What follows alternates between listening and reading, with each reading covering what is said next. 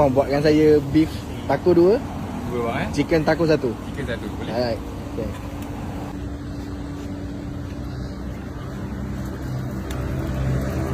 Tu celup apa bang? Jadi ini minyak yang kita masak daging ni.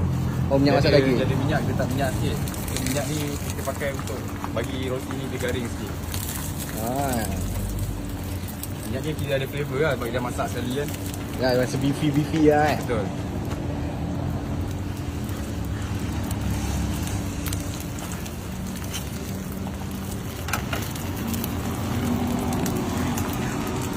Tu kalau satu set tu main 2 keping lah.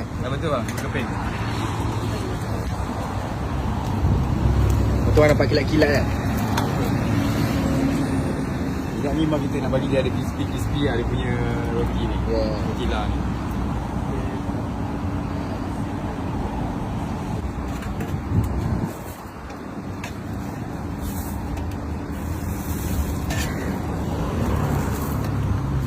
Tu yang ayam kan. Ni ayam. Ni ayam ni kita tak masak sekali daging. Asyik.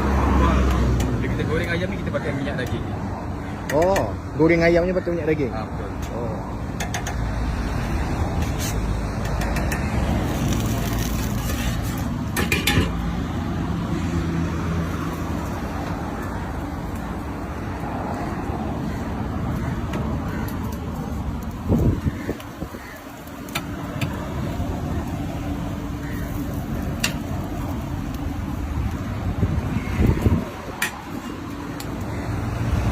Ni mozzarella kan. Yes, mozzarella.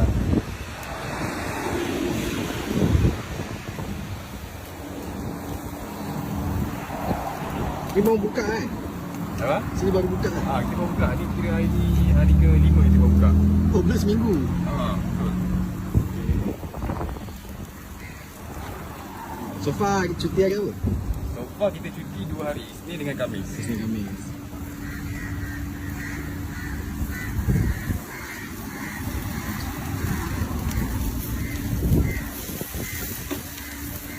Tomato. Ni kita punya salsa lah. Jadi saya punya salsa dia lah. Kita benda ni lah. Selain pada cheese ni wajib lah. Kalau tak ada cheese tak sedap memang kan. Right.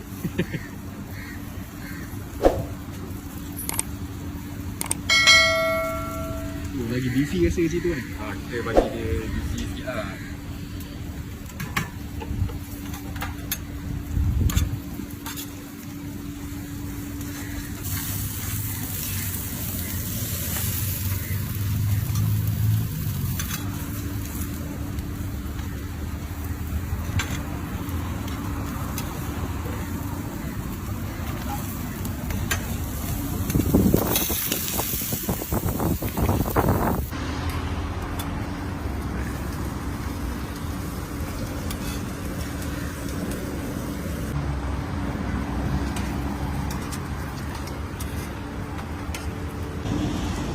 Ya, yang merah sos apa?